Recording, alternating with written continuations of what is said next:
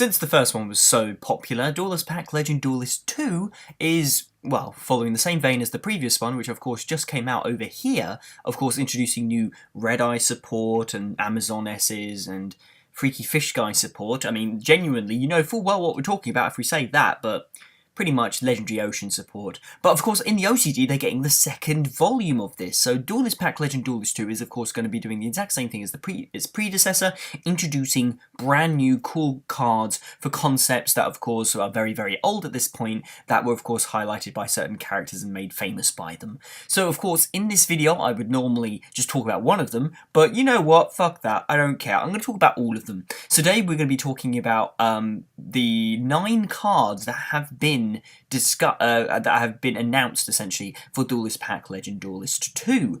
Now, in the previous set, we had 4 cards per duelist for those archetypes. So for Joey, he had 4 new Red Eyes cards, and for Mai, 4 new Amazon S's, and then for Mako, we had 4 Legendary Fisherman water cards. However, in this one we only have 9, so there's 3 characters here, but there are only 3 cards each. Now either that means that we're going to be getting an additional card for each of those duelists later on that we can discuss, or they're going to be shaking up the formula a bit and maybe they'll be adding another duelist, who knows. That being said, of course all of the characters here, we've got Pegasus, we've got Bandit Keith, and then we've got Weevil Underwood. I'm going to use the dub names because I'm a weeb, fuck you.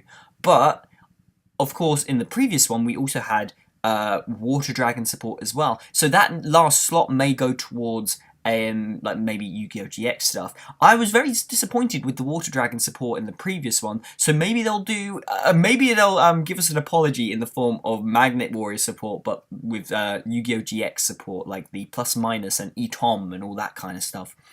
That being said, I digress further enough, so let's actually just talk about what the cards that have been announced in the set so far. So first off, we're going to talk about Maximilian Pegasus's new cards, of course, which are focused on Relinquished. So, the cards here, first off, we got Millennium Eyes Illusionist, which is a dark spellcaster level 2 monster, 0 attack and 1400 defense. It has 2 effects, and you can only use each effect of Millennium Eyes Illusionist once per turn. The first effect is a quick effect.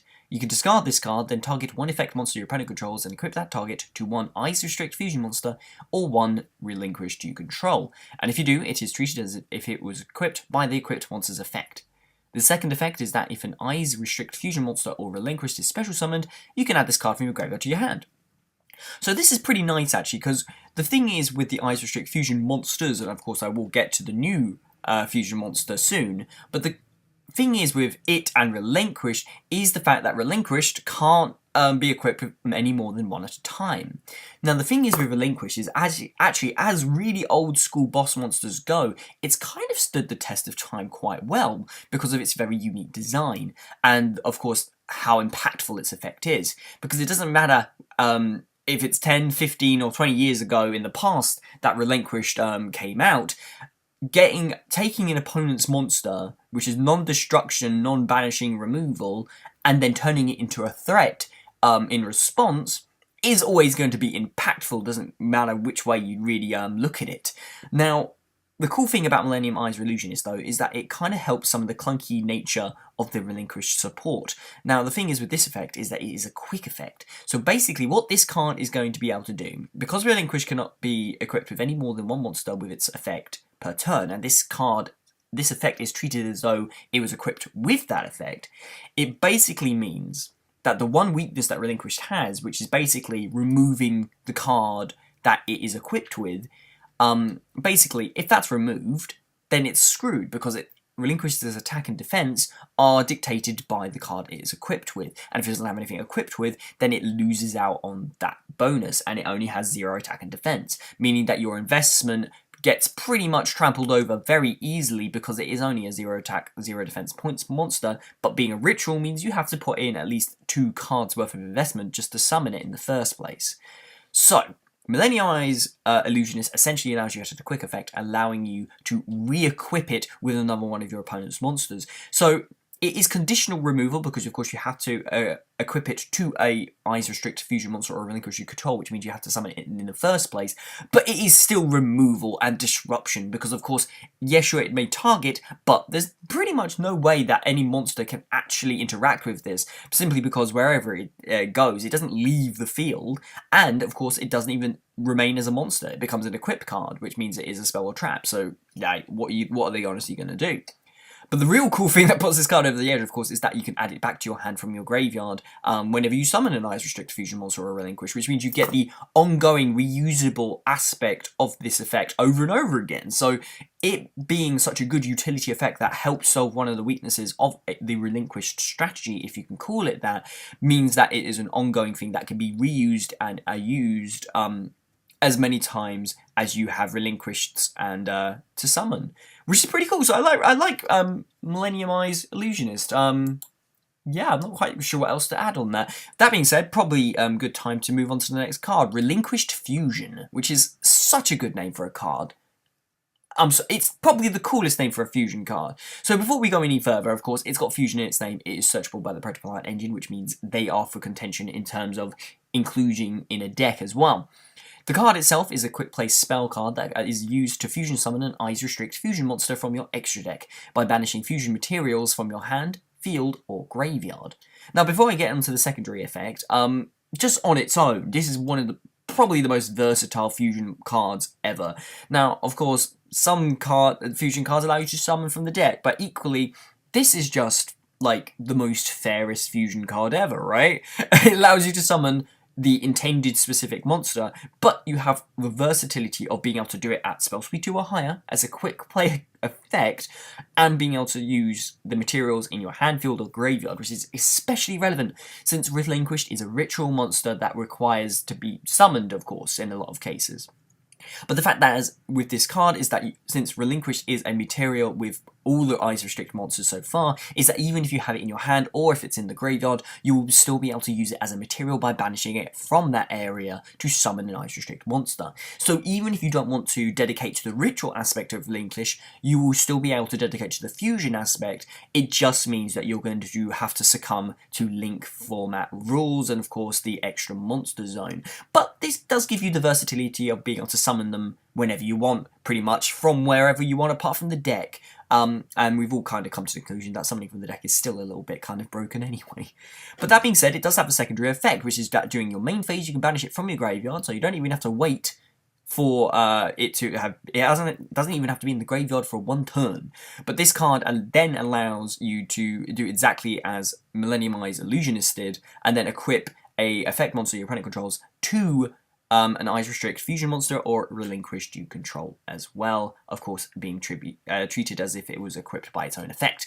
Now you can only use each effect of Relinquished fusion once per turn, but the cool thing about this card is that you use it to summon an Eyes Restrict fusion monster, and then you can immediately, after the summon has resolved, then banish this from your graveyard to choose one of your opponent's monsters and equip it to it. So in addition to, of course, Thousand Eyes Restrict, which has its own effect, the new fusion monster, which I'm about to talk about in a moment, has no such restriction and can be equipped with as many monsters as you want at a time. So in addition to it being able to equip stuff with its own effect, you'll be able to equip it with this immediately upon summoning. So this card not only does it summon your boss monster, but it also immediately facilitates the effect. And of course, it is removal at the same time. So great card, really cool. And I gotta say, being searchable by, of course, the Predaplant engine is always good. And just the name, like the naming of these archetype cards is probably the coolest around.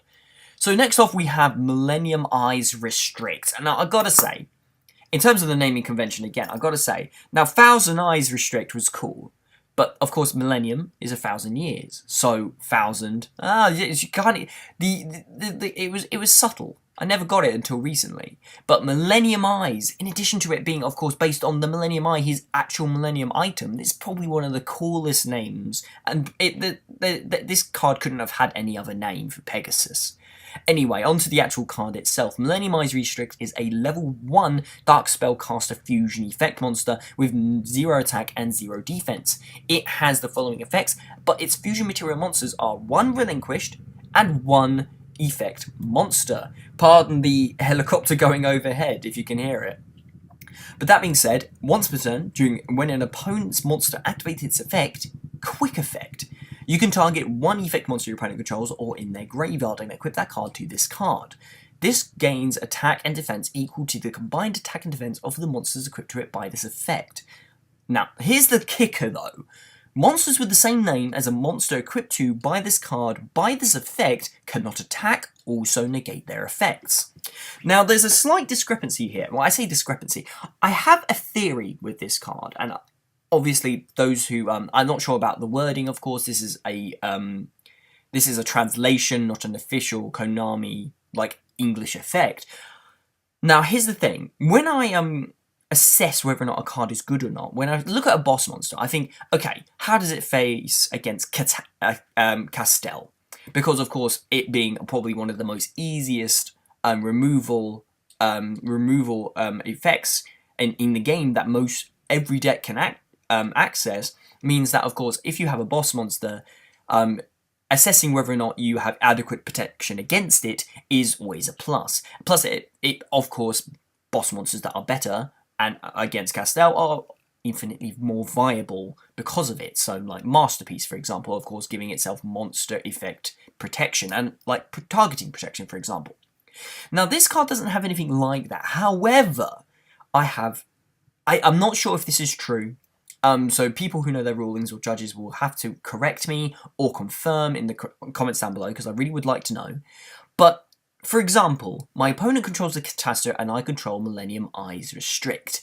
My opponent targets my Millennium Eyes Restrict for its effect. It's detaching two materials from it, targeting my monster. Now, in response, I activate the effect of my monster, because of course it activates at this time when an opponent's monster activates its effect. I then target that Castel with this effect. Now, of course, Chain Link 2, mine will resolve first, equipping that target to this card. Now, Chain Link 1 will now attempt to resolve, but monsters with the same name as a monster equipped to by this card cannot attack, also negate their effects. Can Chain Link 1 resolve? Well, it can resolve, but is its effect just going to get negated? Because this is a continuous effect that Millennium Eyes Restrict has, and it doesn't care where it is, it doesn't care what it is, it only cares that it's got the same name as a monster equipped to by this card. Will it negate the effects of the same monster if that monster is already equipped to it mid-chain? Because the effect doesn't disappear, but this of course will mean a lot in terms of Millennium Eyes' viability as like an actual strategy, or even a rogue strategy going forward, if it does negate the effect of it. Because can you imagine your opponent summoning a monster, using its targeted removal effect, and then equipping it to it, and then of course negating the effect because of course it's now equipped to it? If that is the case, then Millennium Eyes Restrict is an amazing card which really struggles to get killed by monsters. Of course, it being able to amount loads and loads of attack points, of course, because you're not restricted to just having one effect monster equipped to it at a time. You can have as many as you like. But the cool thing about this card that I love the most is not how impactful it is. It's because of how easy it is to summon and how easily it synergizes with other cards. Relinquished was always a strategy that did very well as I say very well, as just as a fun deck to pick up and actually play. It synergizes well with level 1 support. Mystic Piper, Kinka-Biao, 1-for-1, all of these really cool cards. Of course, 1-for-1 not being a card that supports Relinquished directly, it supports the other cards, of course, don't get me wrong there. But it's a card that, of course, synergizes a lot with other good cards. Thousand Eyes Restrict, of course, the same again. A very powerful, impactful monster that is it's quite hard to summon, but equally you can use Instant Fusion to instantly summon it, use it as a removal effect, and of course, since it's going to get destroyed at the end of the turn, you might as well use it as tribute fodder. It's a card that, they're all very good cards, and the fact that this card, of course, can be summoned from the graveyard with level 1 support with Kinka-Biao very easily, and of course fits in to the instant fusion strategy that you would do with Thousand Eyes Restrict as well. It gives the deck a lot of versatility and a lot of potential moving forward.